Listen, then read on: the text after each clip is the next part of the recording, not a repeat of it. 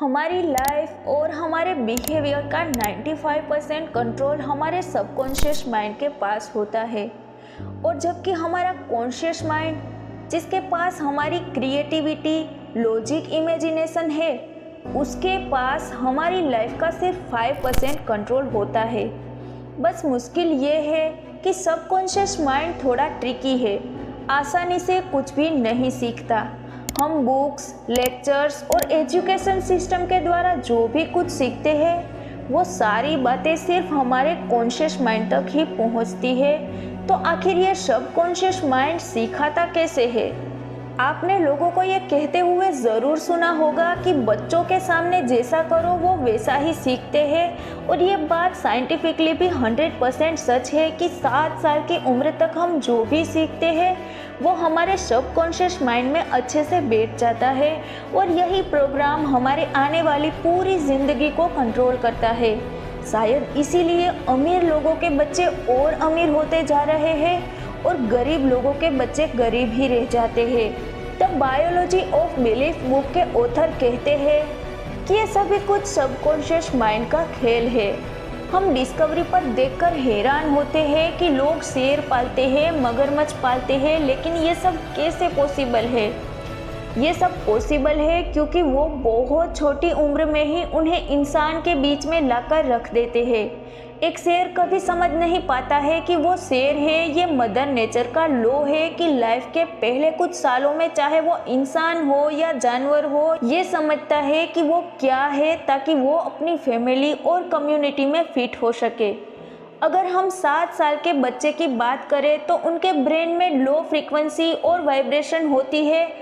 ये एक तरह की वेव्स होती है। इन वेव्स के कारण ही बच्चे गुड्डू गुड़िया का खेल खेलते हैं। इन्हीं वेव्स के कारण बच्चे अपने माँ बाप और आसपास के लोगों को देखकर सीखते हैं। बच्चों के आसपास जो भी होता है वो उन्हें समझ तो नहीं आता, लेकिन वो उन्हें रिकॉर्ड ज़रूर कर लेते हैं। जैसे अगर आप बच्चों को कहते हैं कि तुमसे नहीं हो पाएगा, तुम नहीं कर पाओगे, तो पूरी ज़िंदगी बच्चा कॉन्फिडेंट फील नहीं कर पाएगा। उसका सबकॉन्शियस माइंड पूरी कोशिश करेगा कि उसका प्रोग्राम सही साबित हो। इसीलिए वो उसके हर एक एक्शन को इस तरह शेड्यूल करेगा कि वो कुछ भी सक्सेसफुल करने से डरता रहेगा।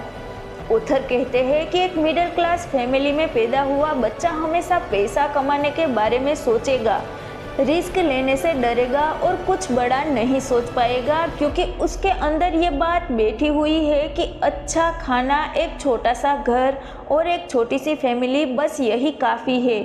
वही एक अमीर बिजनेस क्लास से बिलोंग करने वाला बच्चा करोड़ों रुपए का रिस्क ले सकता है। अगर आपके अंदर गुस्सा ही प्रोग्राम्ड है तो फिर आप चाहकर भी अपना गुस्सा नहीं रोक पाओगे। शायद इसीलिए कई अपराधी घिनौना काम करके भी पछताते नहीं हैं, क्योंकि उनके सबकॉन्शियस माइंड को ये गलत नहीं लगता है, क्योंकि ये उसके प्रोग्राम के अकॉर्डिंग ही होता है। अब इतना तो हमने समझ लिया है कि हमें अपनी ज़िंदगी बदलने के लिए अपने सबकॉन्शियस माइंड के प्रोग्राम को बदलना होगा, पर अब ये करना कैसे है? सबकॉन्शियस माइंड 2 तरीकों से सिखाता है। पहला तरीका है हिप्नोसिस, जिसे हम लाइफ की शुरुआत के कुछ सालों में सीखते हैं, और दूसरा है रिपीटेशन। जब हम गाड़ी चलाना सीखते हैं तो कुछ हफ्तों तक हमें एफर्ट लगाना पड़ता है, लेकिन उसके बाद वो हमारे सबकॉन्शियस माइंड में प्रोग्राम हो जाता है और हम बिना अपना ज़्यादा दिमाग लगाए गाड़ी को अच्छे से चला पाते हैं। यही है रिपीटेशन की स्ट्रेंथ। यानी अगर आप किसी काम को रिपीट करोगे तो वो आपके सबकॉन्शियस माइंड के प्रोग्राम में चला जाएगा। इसलिए कई मोटिवेशनल स्पीकर कहते हैं कि जब तक आप कुछ पा ना लो तब तक उसे मन में दोहराते रहो। जैसे आप जब तक सक्सेसफुल ना हो जाओ तब तक खुद को कहते रहो कि आप एक सफल इंसान हो। जब तक आप खुश ना हो तब तक आप अपने सबकॉन्शियस माइंड को कहते रहो कि आप बहुत खुश हैं। ऑथर कहते हैं कि ऐसा करके आप अपने सबकॉन्शियस माइंड को समझा रहे हो, और वो जब समझ जाएगा तब आपको वो मिल जाएगा जो आप चाहते हो।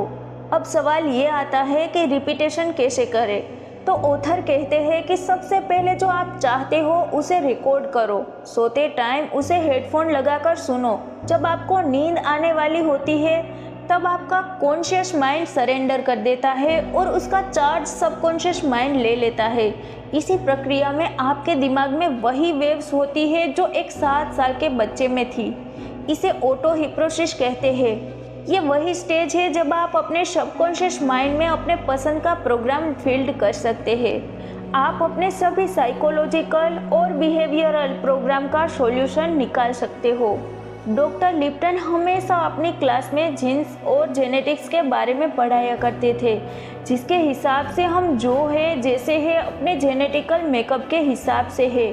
हमारे जीन्स डिसाइड करते हैं कि हमारी हेल्थ कैसी होगी, लेकिन स्टेम सेल्स पर रिसर्च करने के बाद उन्होंने एपिजेनेटिक्स कॉन्सेप्ट दिया, जिसमें उन्होंने बताया है कि हम जेनेटिकल मेकअप के साथ तो पैदा होते हैं, लेकिन हमारे अंदर कौन सा जीन कितना एक्सप्रेस होता है ये हमारे आसपास के एनवायरनमेंट पर डिपेंड करता है।